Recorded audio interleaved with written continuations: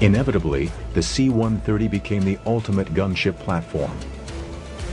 The C-130 is one of the most successful transport aircraft ever to fly, and it has proven ideal as the basis for the AC-130 Spectre, specialized for the delivery of pinpoint firepower.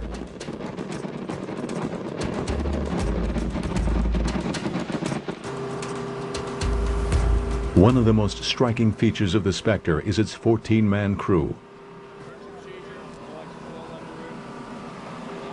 No other attack aircraft has so large a crew.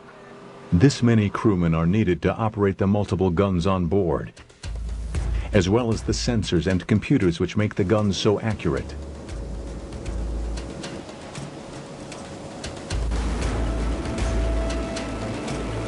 The Spectre draws its crew from the Air Force's Military Airlift Command, including crews of the transport version of the C-130 Hercules, called the Slick by Spectre crews. I feel as far as the 130 world goes, this is the cream of the crop. This is where everyone wants to be. Anyone that's flown Slicks, they will kill each other to get here, as they say. It's a great airplane. At the heart of the AC-130 Spectre are its gun systems. As on the first gunships, the Spectre has them lined up along the left fuselage side.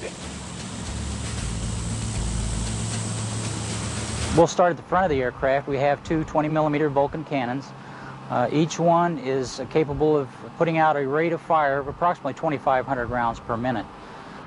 We normally limit our bursts to 8 to 10 seconds maximum to keep the barrels cool, and also to conserve the ammunition on board. We do have a finite amount of ammunition, and normally a small dose will do more than a large burst will do anyways.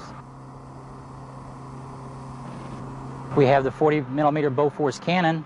If you're familiar with the old World War II pom-pom guns, what we've done is taken one of the pom-pom guns off, put it on a trainable mount, and put it in the aircraft.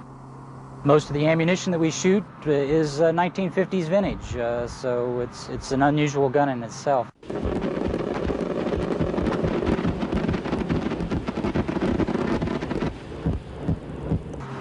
And then finally we have the big weapon, my own personal favorite, the 105 howitzer. My philosophy is start big and work your way down, but it is a very good weapon. It's a standard Army field piece. Its 105mm gun is the largest gun carried on any combat aircraft today. You've got to have some respect for the weapon. It recoils approximately 47 inches, and it's a couple thousand pounds. And if you're in behind it, or you fall in behind it, or your hands are in the wrong place, you could definitely get injured. But you've got to have a lot of respect for that weapon and the ammunition. So we're very careful around that weapon system. Because the Spectre operates at night, it relies on a pair of night vision sensors to aim its weapons accurately. We're primarily a night aircraft, and we're equipped with an infrared sensor, which you can relate it to a television camera that works off of heat sources versus the light spectrum.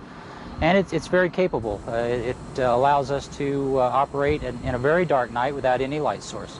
In addition, we have a low-light television set on board, which with some moon illumination can operate independently, and without it we can provide our own illumination, which is not visible to the naked eye.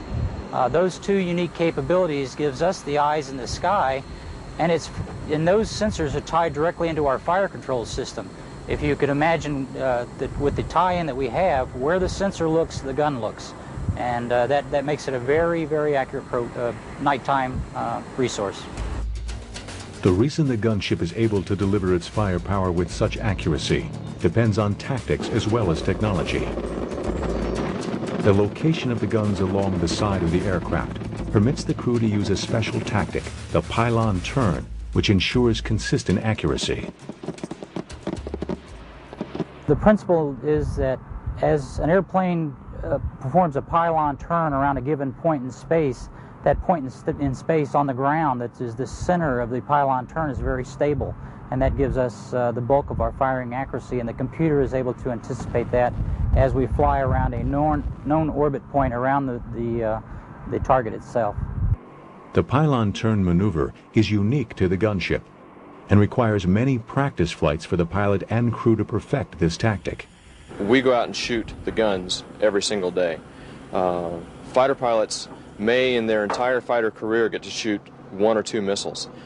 They do get to fire if they've got 20 mil or 25 mil guns, or with the A-10 they got the 30 mil, they'll get to shoot that quite a bit. And an aircraft commander in this unit will get anywhere between 2 missions a week and approximately 4 to 10 missions a month. The precision made possible by intensive training and special tactics allows targets to be struck accurately. I would consider the typical type of target to be something that's a Jeep-sized type target or maybe larger. And, you know, certainly we can go after vehicles, we can go after personnel. In the open, for example, we may be able to see some of those and destroy those kind of targets, buildings, bunkers, things of that nature. Combat missions have repeatedly demonstrated the value of specialized aircraft such as the Spectre. When ordinary bombing attacks are ruled out due to the proximity of civilians or friendly forces, the Spectre gunships are called in to do the job, as they were in 1990's Operation Just Cause in Panama. A good case in point would be Just Cause, where the AC-130, one of its missions was to work on the commandancia. And you'll recall the vivid pictures of the commandancia after that, where the building was taken down with very little collateral damage outside the perimeter of the building. That is the role of the AC-130, to strike targets with limited collateral damage and with high confidence that you're not hitting something other than you intend to strike. The AC-130 Spectre is based on a transport aircraft. And like a transport, it is big and slow. Its pivot turn maneuver gives it great accuracy, but makes it a very predictable target for enemy gunners. To minimize the risk to the crew and aircraft, it flies at night when it cannot be easily seen by the enemy.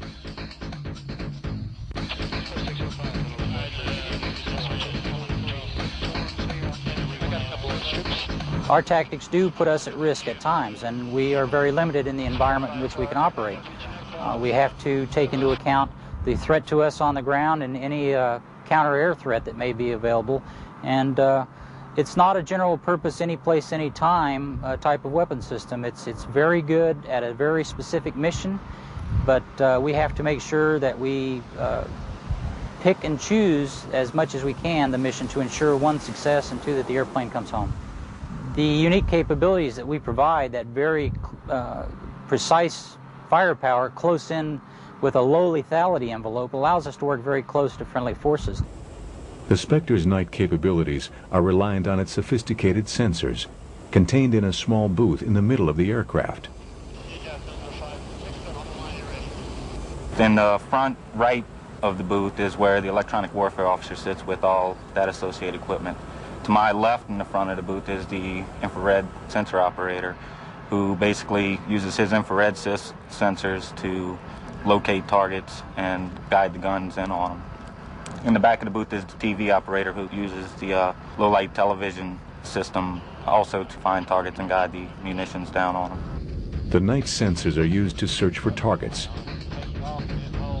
The forward-looking infrared sight can detect targets even on the blackest of nights, sensing the minute heat differential between a human being and a machine.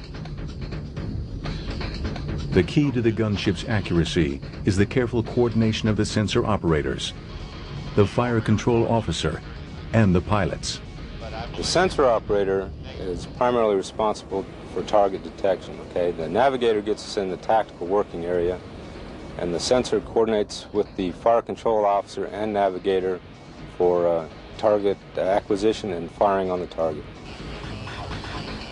Once the target is located, the data is passed to the fire control officer. This data is loaded into the aircraft's ballistic computer, which calculates the proper ballistic trajectory and designates a target for the pilot.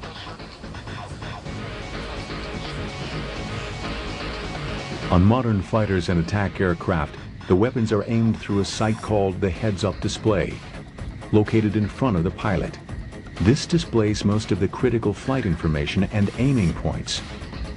On the Spectre, the HUD is located on the side instead of in front of the pilot.